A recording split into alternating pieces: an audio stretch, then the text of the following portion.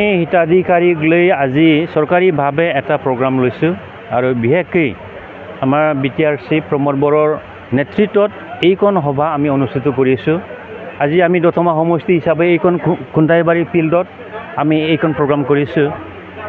ইয়াতে আমাৰ যিমান দতমা অঞ্চলৰ হিতাধিকাৰীবিলাক আছিলে তেখেতসকলে সকলোৱে আহিছে আৰু ৰাইজে যেনেকৈ আমাক এইখন আঁচনিৰ কথা যিবিলাকে পাইছে আৰু যিখন নতুন নতুন আঁচনি আজি ঘোষণা কৰি গ'ল, এইবোৰ মানে ৰাইজৰ হিতাধিতে আমি কাম কৰাৰ যিটো উদ্যোগ সেইটো আমি সকলোৱে জানো। আমি যেনেকৈ কৰি আছোঁ, যেনেকৈ লৈ আছোঁ, তেনেকৈ আমি কামো কৰি আছোঁ আৰু ৰাইজৰ যথেষ্ট সঁহাৰি আমি পাইছোঁ।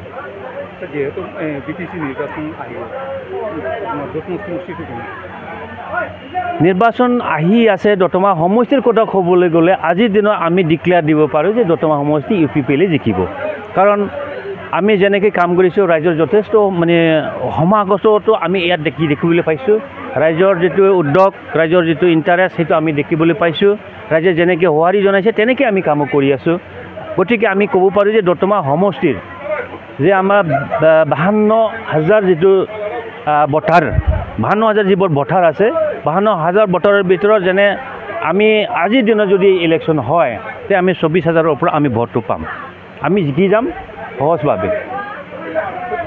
ইতিমধ্যে বিভিন্ন আঁচনি ঘোষণা কৰিছে, কিন্তু ইলেকশ্যনৰ আগতে আঁচনিবিলাক সম্পূৰ্ণ হ'ব। চাওক, যদি ছেপ্টেম্বৰ মাহৰ শেষৰ পিনে আমাৰ নিৰ্বাচনটো হয়, তাৰ আগত যিমানবোৰ নতুন আঁচনি ডিক্লেয়াৰ কৰি গৈছে, যিমানবোৰ মানে নতুন নতুন আঁচনি হিতাধিকাৰী মানে সকলৰ কাৰণে আমি সুবিধাতে আমি কাম কৰি আছোঁ, সেইটো খুব সম্ভৱ জুলাই আৰু আগষ্টৰ ভিতৰতে আমি এইটো শেষ কৰিবলৈ চেষ্টা কৰি আছোঁ।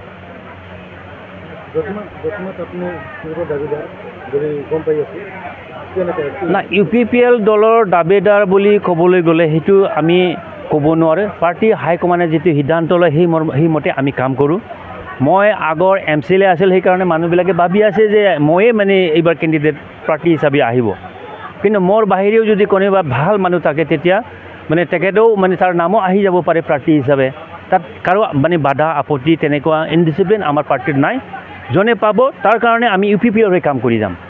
যিহেতু দতমা সমষ্টিত ৰাইজে আপোনাক বিচাৰি আছে, এইটো ক্ষেত্ৰত আপুনি কি কৰিব? ৰাইজৰ বিচৰা এইটো ৰাইজৰ কথা। ৰাইজে যেনেকৈ বিচাৰে তেনেকৈ নিশ্চয় ফলটো পাব। ৰাইজে যদি মোকে বিচাৰে তেতিয়া মই আহি যাম, ৰাইজে যদি নিবিচাৰে মই আহিব নোৱাৰিম, সেইখিনি কথা। কিন্তু জিকিবৰ কাৰণে আমি যি কাম কৰিব লাগে সেইটো আমি কৰি যাম। আজিৰ ডেটত দতমা সমষ্টি BPFৰ কবলত আছে, আপোনালোকে এইবাৰ উদ্ধাৰ কৰিব? BPFৰ কথাটো ক'বই লাগিব। এইটো আপোনালোকে জানে, আমি মিডিয়া পাৰ্চনে যেনেকৈ জানে তাৰ ওপৰত আমি ক'ব নোৱাৰোঁ। BPFৰ অৱস্থা খুবেই বেয়া, সেইটো একদম স্পষ্ট কথা। কিয়নো আজি যিজন ব্যক্তি BJPৰ হৈ প্ৰাৰ্থিত্ব বিচাৰি আছে, কাম কৰি আছে, এইজন মনোৰঞ্জন ব্ৰহ্ম, ইও BPFত আছিল এক সময়ত। গতিকে মনোৰঞ্জন টকা পইচা থকা মানুহ, তাৰ লগত টকা পইচাৰ কাৰণে BPFৰ মানুহবিলাকে দৌৰি গৈ কাম কৰি আছে মনোৰঞ্জনৰ লগত। সেইকাৰণত BPF কোনো পধ্যে জিকিব নোৱাৰে। BPF একদম শক্তিহীন হৈ আছে আৰু BPF আজিৰ দিনত দতমাত কোনো স্থান নাই। সমষ্টিৰ বহুত মানুহ আহিছে, যথেষ্ট মানুহ সংখ্যক আমি দেখিবলৈ পালোঁ যে আমাৰ BTR চৰকাৰে, BTRৰ প্ৰধান আমাৰ সন্মানীয় প্ৰমোদ বড়ো ডাঙৰীয়াই সকলো ৰাইজৰ কথা দুখ বেদনা বুজি পায় আৰু কাম কৰি আছে। সেইকাৰণে আজি আপোনালোকে চাওক, ৰাইজে BTRৰ মাজত বহুত সঁহাৰি জনালে।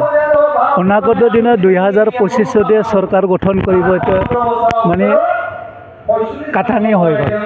আৰু আজি বেনিফিচিয়াৰী মিট যিটো আজি সভা পাতিলে, এইটো এনে নহয়। তেখেতসকলে গোটেইখিনি চৰকাৰৰ সা সুবিধা পোৱা সকলো মানুহ, আৰু তেখেতসকলে স্ব ইচ্ছাই আহিছে মাতাৰ কাৰণে। আৰু আমি ভাবিছোঁ অনাগত দিনত ইয়াতকৈ আকৌ আমি বেছি কাম কৰিবলৈ সক্ষম হ'ম আৰু পাব। নহয়, চব সমষ্টি ভাল, এক্সেপ্ট কুচুগাঁও নহয়। দতমাও ভাল, চৰাইবিলো ভাল, জুমদাৰো ভাল, চব ভাল। নহয়, ৰবিৰাম নাৰ্জাৰী আহে না কোন নাৰ্জাৰী আহে, এইটোৰ লগত আমাৰ মতলব নাই। আমাৰ কথা হ'ল ইলেকশ্যন জিকিব লাগে আৰু আমি ৰাইজৰ কাম কৰি আছে সেইকাৰণে ৰাইজে সঁহাৰি জনাইছে ইলেকশ্যনত সকলোৱে প্ৰতিদ্বন্দ্বিতা কৰিব পাৰে সকলোৰে অধিকাৰ আছে ইয়াত ৰবিৰাম নাৰ্জাৰীয়েও খেলিব কোনোবা নাৰ্জাৰীয়েও খেলিব কোনোবা বসুমতাৰীয়েও খেলিব ইয়াত এতিয়া গণতান্ত্ৰিক প্ৰক্ৰিয়াটো আৰম্ভ হৈ গ'ল যোৱা 17 বছৰত কোনো বিৰোধী দল বা বেলেগ বেলেগ দলবোৰে BTCত খেলিবলৈ সাহস কৰা নাছিলে আৰু এই অধিকাৰ কোনে আনিলে আমাৰ বিটিআৰৰ প্ৰধান সন্মানীয় প্ৰমোদ বড়ো ডাঙৰীয়াই আনিল সেইকাৰণে আহক সকলোৱেই আহক কংগ্ৰেছ খেলক AIDF খেলক BPF খেলক কোনোবা আকৌ দল যদি আছে খেলিবহে লাগে খেলিলেই ভাল আমি বুজিবলৈ পাওঁ তেতিয়া অলপ অধিকাৰটো পোৱাৰ নিচিনা লাগে বিটিআৰৰ কিমান চিট দখল নাই আমি আজিলৈকে 30টাতকৈ অধিক চিট দখল কৰিম আমাৰ যিটো এনালাইচিছ অবজাৰভেশ্যন এইটো 30টাতকৈ বেছি জিকি আছোঁ আমি আজি আজি ৰঞ্জিত দাস দাসে চালবাৰীত এটা প্ৰগ্ৰামত কৈছে আমি বিটিআৰত 18খন চিট পামে বুলি নহয় এইটো চবৰে অংক থাকে UPPLৰ আমাৰ দল আমাৰ অংক থাকিব BJP অংক থাকিব কংগ্ৰেছ অংক থাকিব BPৰ অংক থাকিব ৰিজাল্টতহে গম পাম না ৰিজাল্টতহে গম পাম থেংক ইউ